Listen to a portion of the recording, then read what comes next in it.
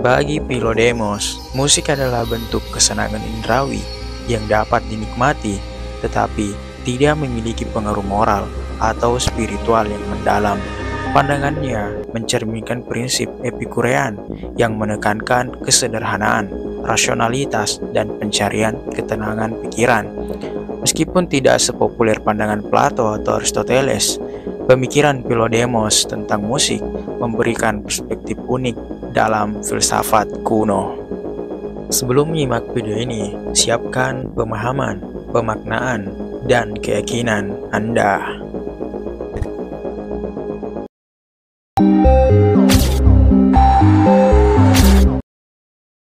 Philodemos sekitar 110-40 atau 35 sebelum Masehi adalah seorang Epikurean yang meluangkan perhatian khusus untuk mengupas masalah kesenian, khususnya sastra dan musik.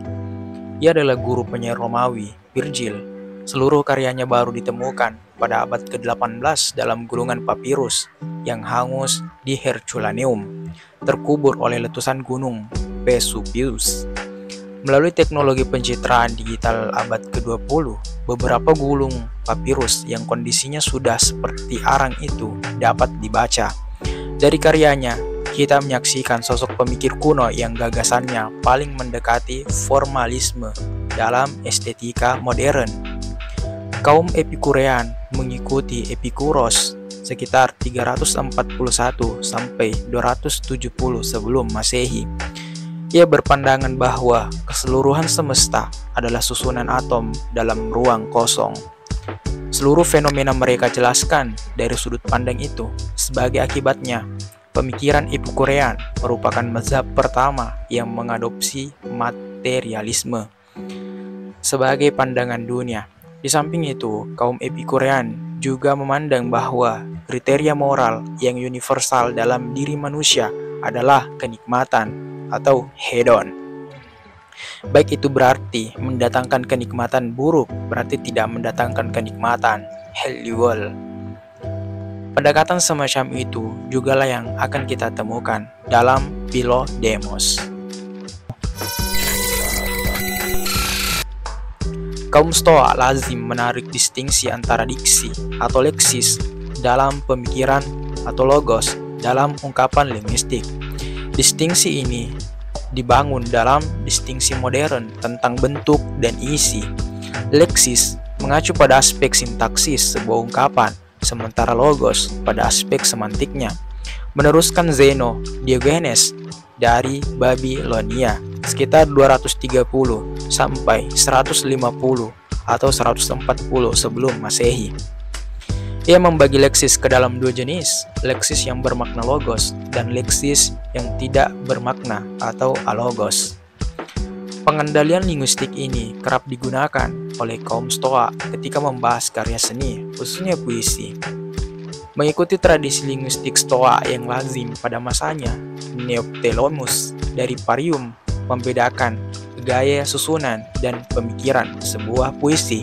Ia menggunakan distingsi antara puisi dan syair untuk membedakannya. Puisi adalah gaya bentuk dan pembaitan dari sebuah puisi, sementara syair adalah isi pembicaraan atau makna dari puisi tersebut.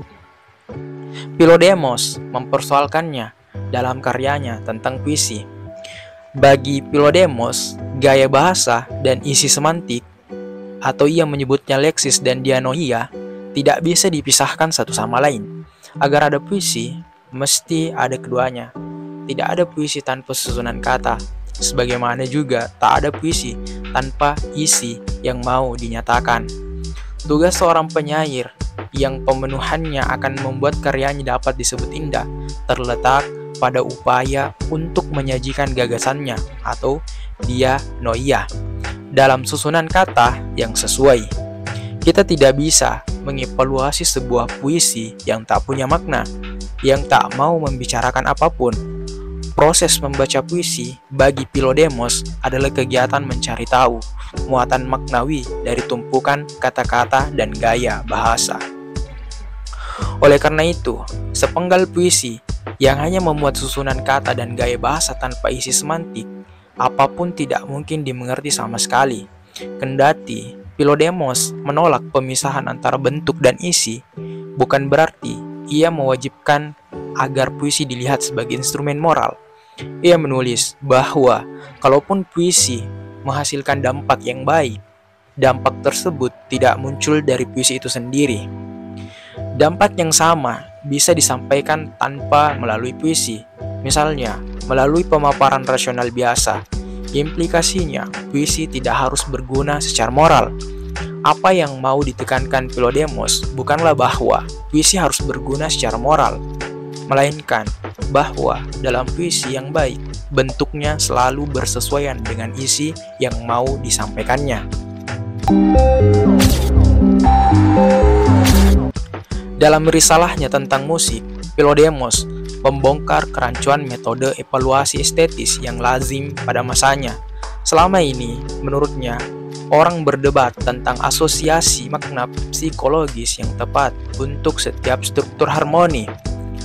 Berbarengan dengan perbedaan asosiasi makna tersebut, orang menyematkan pula asosiasi watak etis.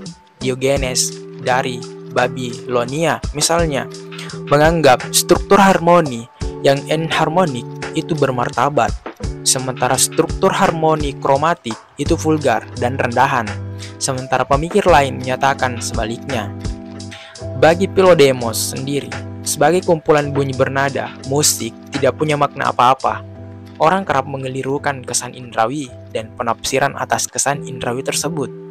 Sebagai contoh, orang zaman sekarang biasanya memaknai nada-nada minor sebagai perlambang kesedihan, sementara nada-nada mayor sebagai perlambang kegembiraan.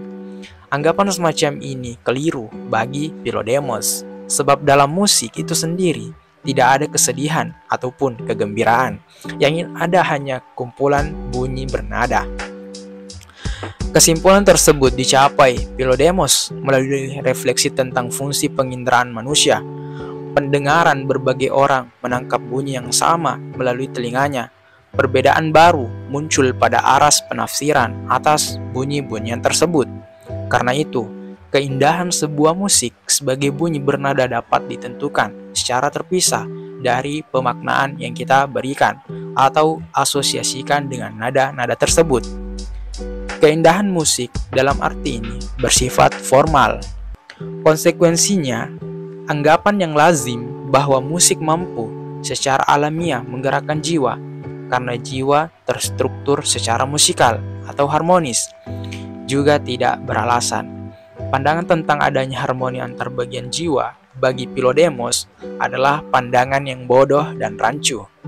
Di sini, ia secara khusus menolak pandangan Diogenes dari Babilonia yang menyatakan bahwa nada tertentu secara alamiah menggerakkan jiwa manusia. Philodemos menyanggahnya dengan mengambil analogi dari kerja para pendayung di kapal Raja Mesir. Sang raja memerintahkan penabuh genderang untuk membunyikan peralatannya, bukan untuk secara alamiah menggerakkan jiwa. Para pendayung, alasan sebenarnya demikian Philodemos adalah bahwa mereka akan berhenti memperhatikan jerih payahnya dan bekerja dengan senang hati karena merasa nikmat. Dalam kosakata kontemporer, apa yang dilakukan Philodemos di sini adalah memperlihatkan fungsi ideologis musik.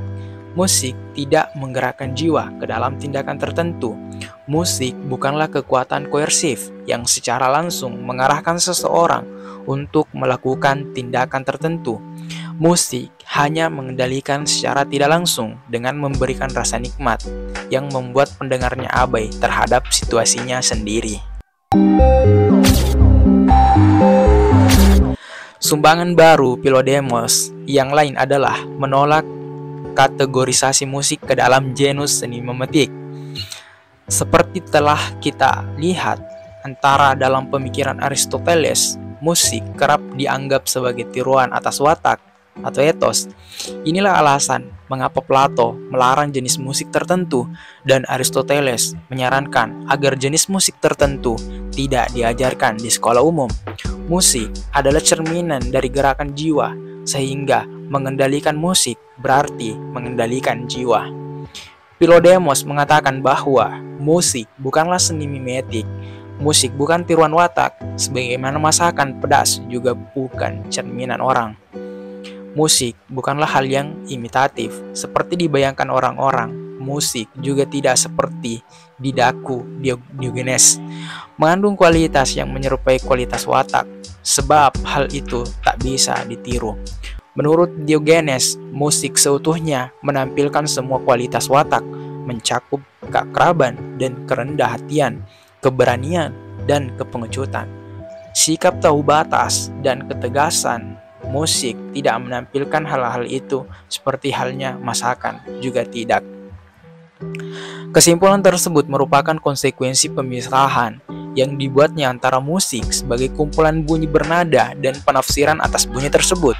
Oleh karena musik sebagai kumpulan bunyi bernada tidak mengandung muatan emosional apapun, maka musik tidak bisa dianggap sebagai tiruan atas watak atau kumpulan emosi. Ciri non-psikologis musik melandasi ciri non-mimetiknya. Satu-satunya ciri psikologis yang dapat disematkan pada kumpulan bunyi bernada adalah nikmat atau tidak nikmat, bukan baik, jahat, gagah, sedih, dan sebagainya. Musik pada dirinya tidak menggambarkan kebaikan, kesedihan, atau bahkan kenikmatan. Tentangnya, kita hanya bisa mengatakan bahwa hal itu nikmat atau tidak. Konsekuensi lanjutan dari ciri non-mimetik musik adalah bahwa nilai estetis musik tidak bisa dievaluasi dari hubungan korespondensinya dengan dunia eksternal. Persis karena bukan dunia eksternal yang diacu oleh karya musik. Keindahan sebuah musik hanya bisa dievaluasi berdasarkan elemen-elemen pembentuknya. Sejauh itu menimbulkan kenikmatan atau tidak. Dengan kata lain, sebuah musik adalah suatu mikrokosmos yang berdiri sendiri dan tidak mencontoh kosmos lain. Keberadaannya hanya bertopang pada struktur dunia fisik dan indera pendengaran manusia yang memungkinkan bunyi-bunyian itu mengemuka. Kecenderungan itulah yang mengantisipasi tesis kunci formalisme modern. Keindahan dan ketakindahan sebuah karya seni bertopang sepenuhnya pada bentuknya. Kendati begitu, Philodemos tidak menggeneralisasi kesimpulannya ke bidang-bidang kesenian lain. Sastra misalnya, tetap ia lihat sebagai seni mimetik. Seperti sudah kita paparkan sebelumnya, ia menekankan pentingnya logos atau dianoia dalam puisi. Itulah sebabnya ia menulis bahwa makna puisi sejatinya terhapus ketika ia dinyanyikan. Artinya, ketika puisi dinyanyikan, orang yang cenderung merancukan makna puisi tersebut dengan kenikmatan yang timbul dari struktur nada. Kerancuan itu timbul karena makna bahasa bersifat mimetik, mengacu pada objek di luar kalimat, sementara kenikmatan struktur nada berciri non-mimetik. Pertimbangan lain adalah bahwa argumen formalitasnya tentang musik sebagai kumpulan bunyi bernada tidak bisa diartikan dalam konteks formalisme. Musik modern yang betul-betul menciutkan perkara keindahan pada struktur matematis antar nada tanpa hubungannya dengan evaluasi psikologis. Philodemos sebaliknya justru menjangkarkan keindahan tersebut pada kenikmatan, sehingga pendekatannya tidak betul-betul formalitas dalam arti nir-psikologis. Kesimpulannya, kalaupun Philodemos bisa dibilang proto-formalistis, formalismenya hanya berlaku dalam cara yang sangat terbatas. Jika Anda tidak bisa menyangga apa yang saya katakan, maka Anda harus menerima ini sebagai bentuk kebenaran. Terima kasih.